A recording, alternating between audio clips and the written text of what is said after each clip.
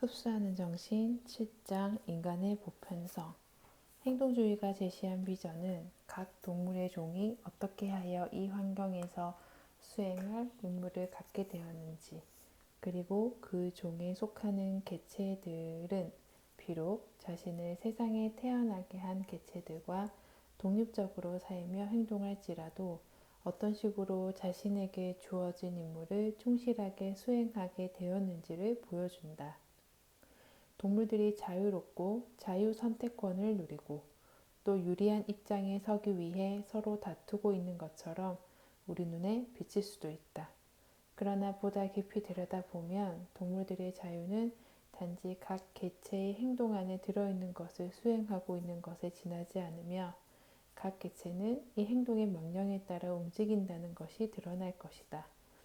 달려서 앞으로 나아가는 동물이 있는가 하면 깡충깡충 뛰는 동물도 있고 천천히 차분하게 걷는 동물도 있고 기어다니는 동물도 있다. 이런 동물들을 주의 깊게 관찰하면 각각의 종이 환경 안에서 서로 다른 차원의 임무를 맡고 있는 것이 확인될 것이다. 그래서 어떤 동물은 평원에서 살고 어떤 동물은 언덕에서 살고 또 어떤 동물은 산 위에서 산다. 당연히 동토에서 사는 동물도 있고 뜨거운 사막에서 사는 동물도 있다. 여기서 인간과 다른 동물들을 비교하면 어떤 차이가 발견된다. 중요한 차이는 인간에겐 특별한 종류의 행동이나 특별한 종류의 주거지가 할당되지 않았다는 점이다. 분명히 어떤 동물이 자연으로부터 임무를 부여받는 것이 그 동물의 삶을 수월하게 만든다. 그러나 자연을 연구해보면 이 지구 위에서 기후나 장소에 인간만큼 잘 적응하는 동물이 없다는 사실이 확인된다. 인간은 호랑이나 코끼리들이 살지 못하는 동토에서도 살 수 있다. 또 코끼리들과 호랑이들이 사는 정글에서도 살 수 있다. 인간은 심지어 사막에서도 살 수 있다. 그러므로 인간에게 할당된 장소 같은 것은 없다는 사실이 확인된다. 인간은 지구의 어디서든 적응하며 살아갈 수 있다. 왜냐하면 인간의 경우에 이 땅에 온 곳을 정복하도록 운명지어져 있기 때문이다. 그렇다면 이 적응성 때문에 인간은 원하는 곳 어디든 갈 수 있는 유일한 존재라고 할 수 있다. 동물들의 행동을 살펴보면 행동이 동물들이 수행하는 일과 관계 있는 동작으로 표현되고 있는 반면에 인간에게는 특별한 동작 같은 것은 전혀 없다. 인간은 다양한 동작을 보일 수 있으며 이 동작들을 인간은 아주 빨리 또 아주 완벽하게 배운다. 또 인간은 특별한 것들을 할 수 있는데 이 특별한 것들을 다른 동물들은 지금까지도 하지 못했고 앞으로도 영원히 하지 못할 것이다. 인간은 이 지구 위에 등장한 이후로 줄곧 그런 일들을 해오고 있다. 인간이 손으로 일을 한다는 사실이 매우 중요하다. 인간의 행동에는 절대로 제약이 없다. 예를 들어 다른 동물들은 오직 한 가지 언어만을 갖고 있다. 영국의 개를 예로 든다면 이 개는 미국의 개와 똑같은 방식으로 짖을 것이다. 그러나 만일 우리가 타밀 사람을 이탈리아로 데려온다면 그 사람은 이탈리아어를 이해하지 못할 것이고 이탈리아 사람들은 그를 이해하지 못할 것이다. 인류는 너무나 다양한 언어를 갖고 있다. 동작에 대해서도 똑같이 말할 수 있다. 인간은 기고, 걷고, 달리고, 뛸 수 있다. 또 물고기처럼 헤엄을 칠 수도 있다. 새들은 날 수 있다. 인간은 그런 새들보다 더 잘날 수 있다. 이것만이 아니다. 사람은 춤 같은 인공적인 동작을 창조할 수도 있다. 각 동물들은 오직 한 종류의 동작만을 갖고 있다.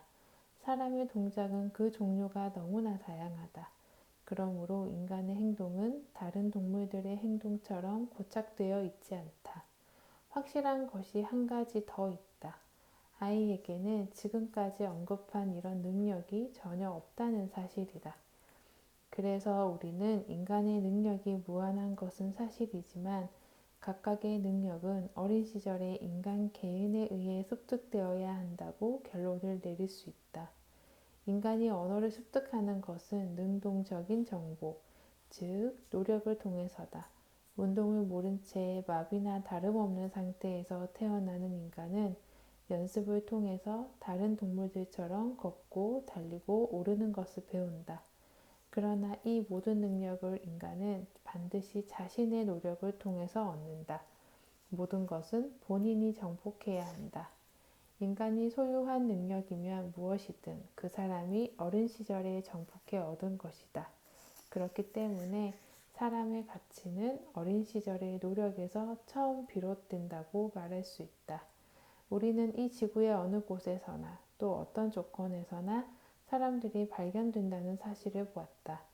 그런데 참으로 이상하게도 사람들은 자신이 사는 곳에 만족하며 그곳에서 사는 것을 기쁨으로 여긴다.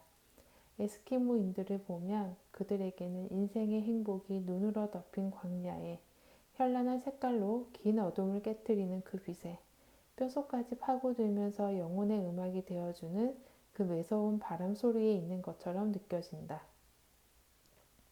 냉혹한 기후와 그런 삶의 조건에 수반되는 모든 것들이 그들에게 행복을 준다. 그곳 아닌 다른 곳에서 에스키모인들은 절대로 행복할 수 없다. 다른 사람들도 마찬가지이다. 열대에 사는 사람들에겐 그곳의 기후와 특별한 음식, 그곳의 습관이 삶과 행복에 반드시 필요하다. 어디를 보든 우리는 언제나 똑같은 진리를 발견할 것이다. 사람은 고향을 사랑한다. 삶의 조건으로 절대적으로 부적절해 보이는 곳에 사는 사람들도 있다. 핀란드의 경우 국토가 바위투성이이고 춥고 오랫동안 눈과 얼음으로 덮여 있다.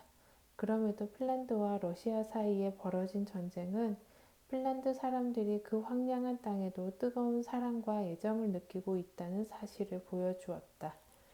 네덜란드를 본다면 우리는 그곳의 주민들도 자신의 땅에 대단한 긍지와 사랑을 느끼고 있다는 사실을 발견할 것이다. 우리의 입장에서 보면 그것을 땅이라고 부르는 것이 이상하게 여겨지는데도 말이다. 왜냐하면 그곳의 땅은 곧 엄청난 노동을 의미하기 때문이다. 네덜란드 국민들은 바다로부터 땅을 얻어내려고 사투를 벌인다. 어쩌다 땅을 확보하기라도 하면 우선 주위에 둑을 쌓고 물을 끊임없이 퍼내야 한다. 거기에 집을 짓기 원한다면 네덜란드 사람들은 먼저 집이 설 기반부터 만들어야 한다. 그렇지 않으면 집이 물에 잠기고 말기 때문이다. 네덜란드 사람들은 나무들을 나란히 수직으로 박아 기반을 만들고 그 위에 집에 초석을 올린다. 이보다 더 척박한 조건에 처한 나라가 있는가? 그럼에도 네덜란드 사람들은 작은 땅 한 조각을 얻기 위해 맹렬히 싸운다. 그러니 그 땅이 그들에게 얼마나 아름답게 비치겠는가. 네덜란드는 훌륭한 화가들을 여러 배출한 나라이다. 사람이 지구 온 곳에 살도록 만든 것은 장소에 대한, 나라에 대한 이런 애착이다. 만일 사람들이 최적의 생활 조건을, 그리고 가장 비옥한 땅을 추구했다면 이 지구의 많은 부분은 사람이 살지 않는 땅으로 남게 되었을 것이다. 지구 온 곳을 인간이 사는 곳으로 만든 것은 자신이 사는 곳이 어디든 불문하고 그 장소와 나라에 느끼는 이런 애착이다. 그렇다면 어른의 단계에 들어서면 사람이 적응력이 가장 뒤떨어지는 존재가 된다는 사실이 호기심을 크게 자극할 것이다. 인도인은 틀림없이 인도가 아닌 다른 곳에서 살기를 원하지 않을 것이다. 만일 어른이 된 인도인이 공부나 일을 위해 인도 밖으로 나간다면 그는 언제나 고국으로 돌아가기를 갈망할 것이다. 그리고 지중해의 환경과 온화한 기후에 익숙한 유럽인은 차가운 북극 지방에는 적응하지 못할 것이다.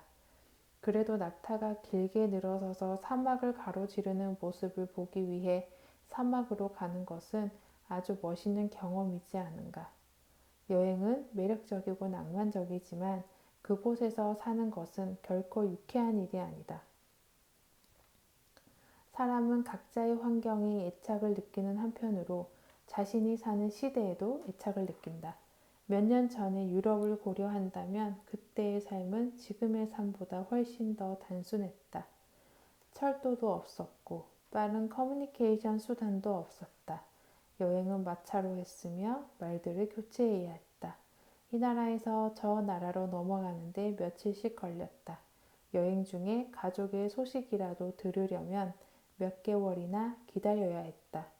지금 미국에 사는 사람이 그런 조건으로 되돌아간다고 가정해보자. 그 사람은 삶 자체가 불가능하다는 사실을 깨달을 것이다. 아니면 몇 세기 전에 살았던 누군가를 지금 다시 불러낸다고 가정해보자. 그때라면 모든 것이 조용하고 평화로웠다. 기차도 없고 전기도 없고 전차도 없고 지하철도 없고 소음도 전혀 없었다. 만일 그 시대의 사람을 차들이 홍수를 이루는 지금의 뉴욕으로 끌어낸다면 그는 밤낮으로 소란과 소음이 이어지고 언제나 사람들이 허둥대고 어둠이 내리면 휘황찬란한 광고탑이 등장하고 평화나 고요라곤 어디라도 찾을 수 없는 도시의 모습에 질려 난 이런 곳에서 못 살아 라고 외칠 것이다. 여기서 어떤 대조가 확인되고 있다. 앞에서 우리는 자신이 사는 척박한 환경까지도 사랑하며 거기에 적응하며 사는 사람을 묘사했다. 어떠한 곳에서도 행복하게 살 수 있는 인간의 모습이었다. 그런데 지금은 몇 세기 전의 사람이 더욱 발달한 현대 문명 속에서는 살지도 못하고 적응도 못한다는 점을 보여주고 있다. 우리 현대인이 옛날의 느린 삶의 방식에 제대로 적응할 수 없는 것과 똑같이 우리는 이 시대에 살면서 행복해하고 우리의 조상은 자신의 시대에 살면서 행복해했다. 사회와 문명이 진화하면 조건도 변화한다. 만일 인간의 행동이 다른 동물들처럼 고착되어 있다면 인간은 새로운 조건에 자신을 적응시키지 못했을 것이다. 언어를 보자. 어떤 언어도 탄생할 당시의 모습을 그대로 간직하고 있지 않다. 언어도 다른 것들과 마찬가지로 진화한다. 처음에는 단순하다. 그러다가 갈수록 복잡해진다. 언어가 아주 복잡한 시대에 사는 사람들이 어떻게 별다른 고통 없이 언어를 받아들이고 또 별다른 주의를 기울이지 않고도 그 언어를 쉽게 배울 수 있을까? 이에 대한 설명은 어디서 찾을 수 있을까? 이 물음 앞에서 우리는 어떤 모순에 직면한다.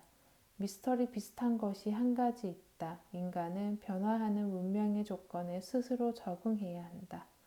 사람이 늙어갈수록 문화는 그만큼 더 앞으로 나아간다.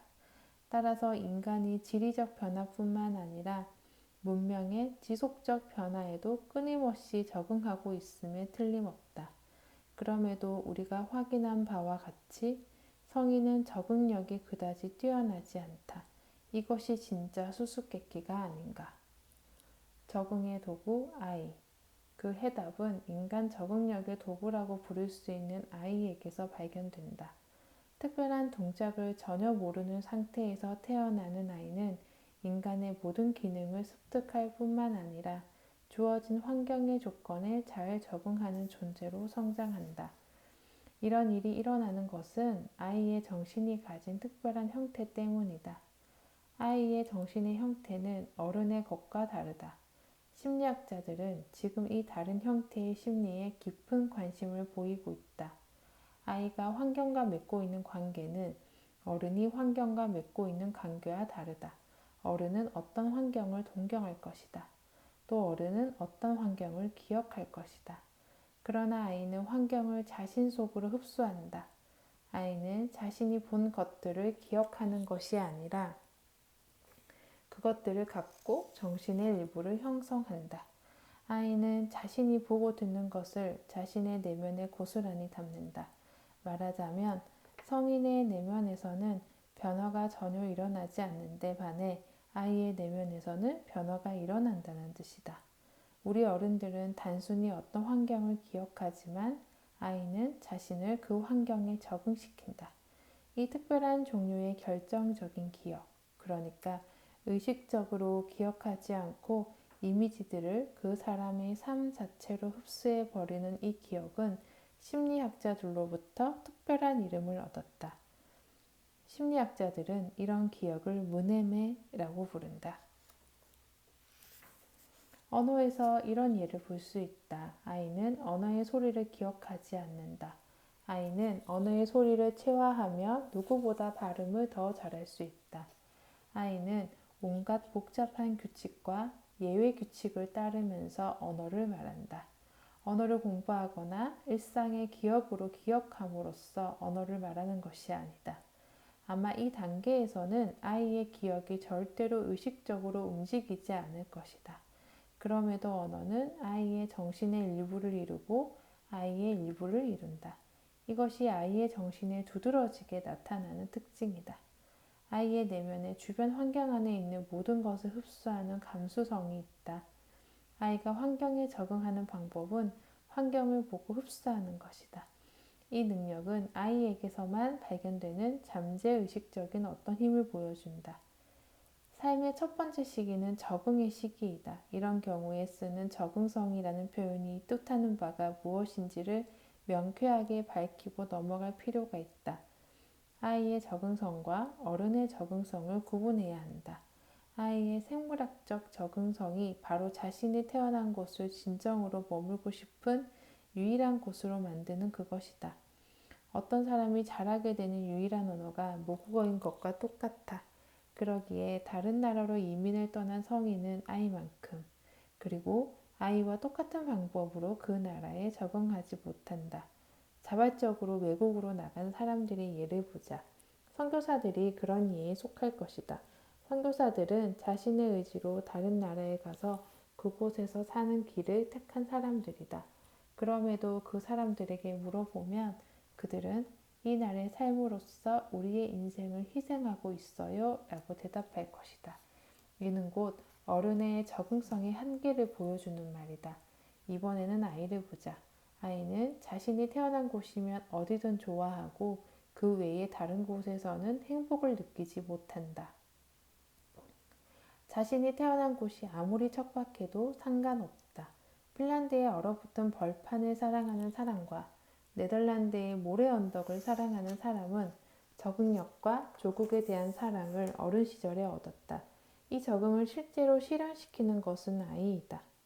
성인은 자신이 자기 나라에 적절하게 적응이 되어 있다는 사실을 깨닫는다. 그래서 그는 자신이 사는 곳에 대해 특별한 사랑과 매력을 느끼게 되며 그의 행복과 평화는 거기서만 발견된다. 옛날에 이탈리아에서는 사람들은 태어난 마을에서 평생 살다가 죽었으며 고향을 떠나는 적이 결코 없었다. 훗날에는 사람들이 결혼을 하면서 간혹 다른 곳으로 옮겨갔으며 따라서 자신이 태어난 곳을 떠나는 사람이 점점 늘어났다. 그러면서 이상한 병이 조금씩 나타나기 시작했다. 사람들이 창백해지고 슬픔에 잠기고 허약해지고 빈혈을 앓는 것처럼 보였다. 많은 치료법이 시도되었지만 허사였다. 다른 어떤 방법으로도 치유가 불가능해지자 의사는 마침내 환자의 가족에게 이 사람을 고향으로 보내서 그곳의 맑은 공기를 마시게 하는 게 좋을 것 같군요 라고 말했다. 이에 따라 환자는 고향으로 자신이 태어난 곳으로 돌려보내졌다. 그리고 얼마 지나지 않아 환자는 완전히 회복되어 돌아왔다. 사람들은 고향의 공기가 그 어떤 약보다 더 잘 듣는다고 말했다. 그러나 고향의 공기 자체는 그가 아파하던 곳의 공기보다 훨씬 더 나빴다. 이 사람이 진정으로 필요로 했던 것은 어릴 적 살았던 곳의 조건이 그의 잠재의식에 안겨줄 수 있는 안정이었다. 그렇다면 인간을 형성하고 또 사람이 어떠한 사회적 조건이나 기후, 지형에나 적응하도록 하는 흡수하는 정신보다 더 중요한 것은 없다. 우리가 관심과 노력을 집중해야 하는 것은 바로 이 흡수하는 정신이다. 어떤 사람이 나는 우리나라가 좋아 라고 말할 때 이 사람은 피상적이거나 인위적인 무엇인가에 대해 말하는 것이 아니다. 이 사람이 좋아한다고 말하고 있는 그것은 이 사람의 자아의 일부를, 이 사람의 삶의 일부를 이루고 있는 그 무엇이다. 앞에서 말한 내용을 바탕으로 우리는 또 아이가 이런 유형의 정신을 통해서 그 땅에서 발견하는 관습과 버릇 등을 받아들이고 자기 민족의 전형적인 개인을 형성한다는 것을 이해할 수 있다. 이처럼 자신이 살고 있는 특별한 나라에 적절하게 변하는 사람의 국지적인 행동은 어린 시절에 이루어지는 신비한 건축의 결과이다. 사람들이 자신의 환경에 고유한 습관과 버릇, 심성을 습득하는 것은 분명하다. 왜냐하면 이런 것들 중 어느 것도 인간이 타고나는 것이 아니기 때문이다. 그렇다면 우리는 이제 아이가 하는 일을 그림으로 더 정확하게 그릴 수 있다. 아이는 그 시대와 장소만 아니라 그곳의 심성에도 적합한 행동을 건설한다. 여기 인도엔 생명에 대한 존중이 대단하다. 동물들에 대한 숭배까지 낳은 그런 존중이다. 이는 어른에 의해서는 습득될 수 없는 것이다. 맞아. 생명은 존중되어야 해 라고 말한다고 해서 그런 정서가 습득되지는 않는다. 나는 인도인의 말이 옳다고 판단하고 또 동물의 생명을 존중해야 한다고 느낄 수 있다. 그러나 나의 경우에는 그것은 어디까지나 정서가 아니고 추론일 뿐이다. 예를 들어 일부 인도인들이 소에 대해 느끼는 숭배의 감정을 나는 절대로 느끼지 못한다. 반면에 그런 숭배의 정신을 가진 사람들은 그것을 절대로 버리지 못한다. 종교를 가진 사람들이 종교를 포기할 경우에도 본인은 애써 생각하지 않으려 해도 뭔가 불안하다는 느낌이 들 것이다. 이런 감정들은 피 속을 흐른다는 유럽 사람들의 말처럼 사람의 일부를 형성하고 있다. 인격을 형성하는 것들, 말하자면 전형적인 이탈리아인과 전형적인 영국인, 전형적인 인도인을 만들어내는 계급제도에 대한 정서와 다른 온갖 종류의 감정들은 심리학자들이 무네메라고 부르는 이 신비한 정신 능력에 의해 어린 시절에 형성된다. 이 신비한 정신 능력은 모든 것에 적용된다. 심지어 다양한 민족들을 구분하게 만드는 특징적인 동작도 이 능력에서 생겨났다. 아프리카에서는 야생동물을 방어할 필요성 때문에 어떤 자질을 개발하여 고착화시킨 사람들이 있다. 이들은 청력을 더욱 예리하게 가꾸기 위해 연습한다. 예리한 청각은 그 부족의 특징이다. 어떤 사람이 옛날의 종교를 버린 뒤에 다른 방식으로 사고하면서 그 종교의 가르침을 애써 부정할 수 있다. 그럴 경우에도 그 사람의 마음에는 어떤 종교적 정서가 그대로 남을 것이다. 어떤 것은 잠재의식에 계속 남기도 한다. 아이에 의해 형성된 것은 절대로 완전히 파괴되지 않기 때문이다. 타고난 기억으로 여겨질 수도 있는 이 문해매는 특징을 창조할 뿐만 아니라 그 특징이 개인의 내면에 살아있도록 만든다. 개인이 변화하는 것은 사실이다. 그러나 아이에 의해 형성된 것들은 그 사람의 인격에 그대로 남는다. 사람이 아무리 변화하더라도 두 다리는 그대로 남아있는 것과 똑같아.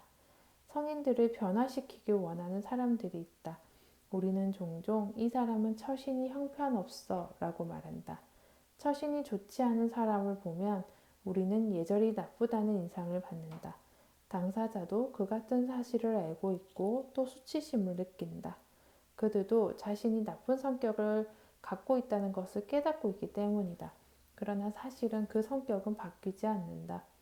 어린아이가 문명을 경이로울 정도로 멋있게 습득하고 또 현대 언어의 복잡성과 정교함을 두루 다 익히도록 하는 바로 그 심리가 아이로 하여금 자신의 정신의 어떤 것들을 말하자면 추론으로는 정신에서 절대로 제거하지 못하고 또 변화하지도 않을 것들을 고착시키도록 한다.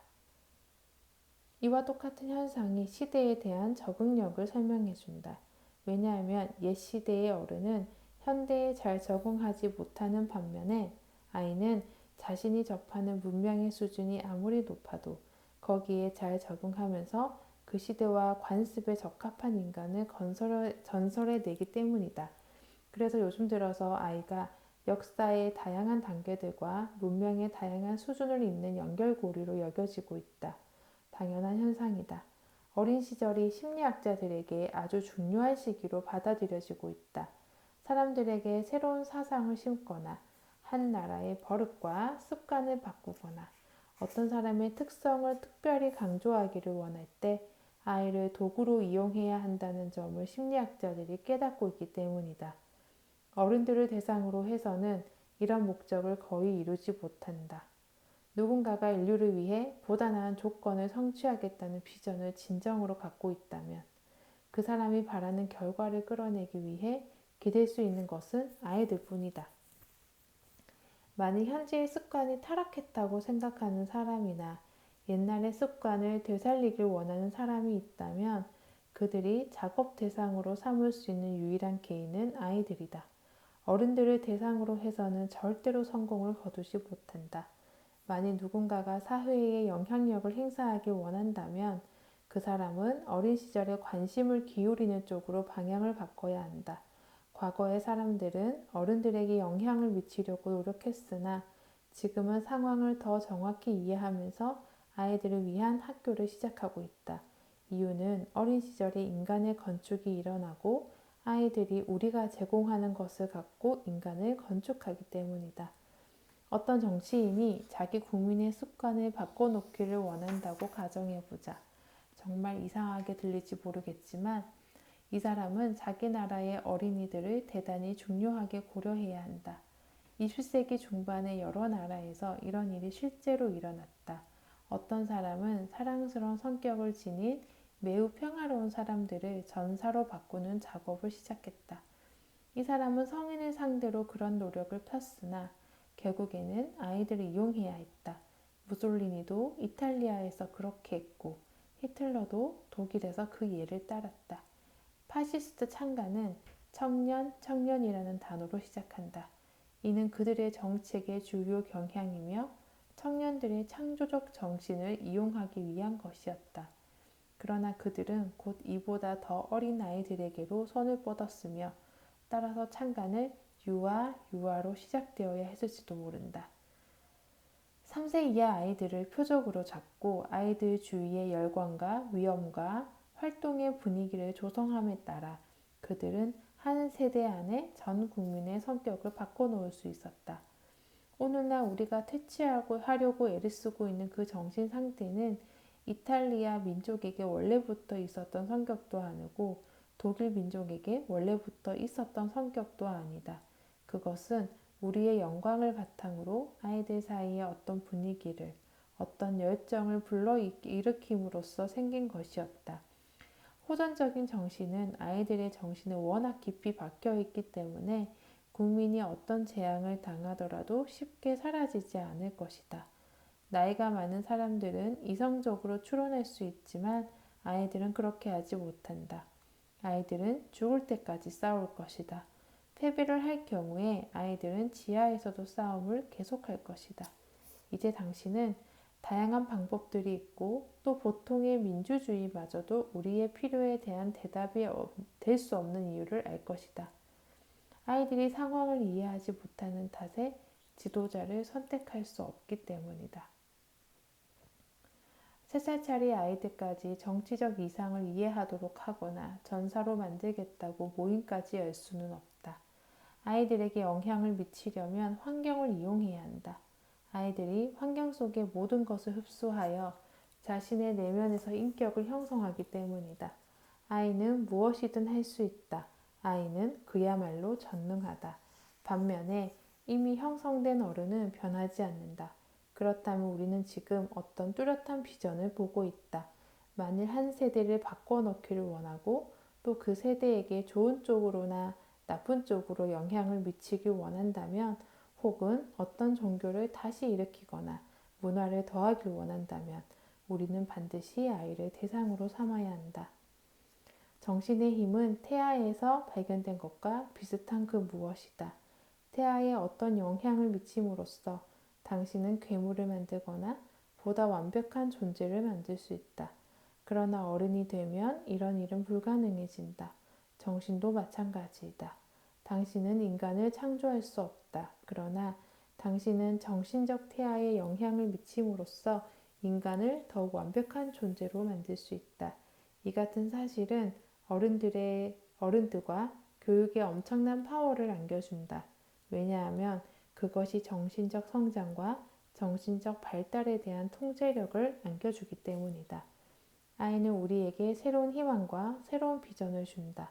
우리 어른들이 잘만 한다면 미래의 인간이 더욱 넓은 이해력과 더욱 큰 행복, 더 고귀한 영성을 갖추도록 할 여러 가지 변화를 이룰 수 있을 것이다.